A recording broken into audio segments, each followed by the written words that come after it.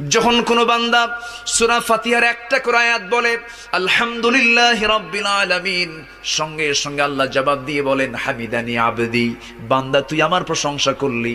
আর রহমানির রহিম যখন বলে আল্লাহ বলেন আসনা আলাইয়া আবদি। মালিক ইয়াউমিদ্দিন যখন বলে আল্লাহ বলেন মাজ্জাদানি আবদি। এরপরে যখন বলে ইয়াকা না'বুদু ওয়া ইয়াকা নাস্তাঈন পর্যন্ত যখন বলে আল্লাহ বলেন বান্দারে তুই আমার কাছে কি চাস, প্রাণ খুলে চারে বান্দা। ইহদিনাস সিরাতাল মুস্তাকিম থেকে শুরু করে নিয়া ওয়ালাদ-দাল্লিন পর্যন্ত যখন বান্দা বলে তখন আল্লাহ বলেন বান্দা নামাজের মধ্যে এমন প্রেমের খেলা খেললি বান্দা, তুই যা চাইলি সব আমি আল্লাহ কবুল করলাম। ওই বান্দা যখন রুকুতে যায় আল্লাহ তখন অস্থির হন।